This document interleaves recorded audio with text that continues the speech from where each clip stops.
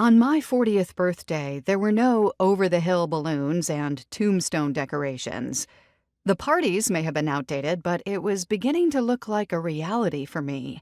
I was 5'4" and over 300 pounds, more than $50,000 in credit card debt, unemployed, and single. I was in desperate need of a makeover montage. Unfortunately, 3 minutes of hair, makeup, and messy closet footage would not be enough for me. The last time I was a normal weight was the day I was born, a few weeks early and under 6 pounds. As a young, chubby girl, I was often told I looked like Rudy's friend Peter on The Cosby Show and Chunk from The Goonies. It didn't help that I had the same boyish haircut as those two. There were a ton of fad diets in the 1980s, and even if they weren't for children, I was down to try them. I stole Dexatrim from a friend's medicine cabinet. I was entered into a clinical trial for some kind of nutritional cookie at Florida State University. The cookies were good if you slathered them in peanut butter. Like so many adults around me, I also tried Slim Fast, minus the sensible meals. By 5th grade, I was just over 150 pounds and mastered playing sick on school weigh-in days so I wouldn't have to do it in front of the class. Yes, Gen X was subject to getting weighed in front of the entire class. No wonder we're so cynical.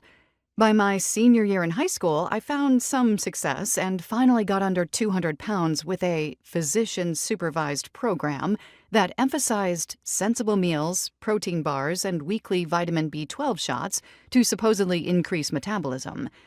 I didn't lose enough to get asked out for prom, but I was gradually getting to normal with just some baby fat territory. Then came the independence of my college years. Meals were leftover bagels before they were thrown away from my college job at Starbucks, and anything from the 99-cents menu at the Wendy's near my other job at Gap Outlet. As I progressed in my career at Gap, lead cashier, I made enough to write checks that I knew wouldn't be cashed for several days to pay for a meal at a local restaurant while studying. After graduating from college, I moved to the Washington, D.C. area and worked in conservative politics.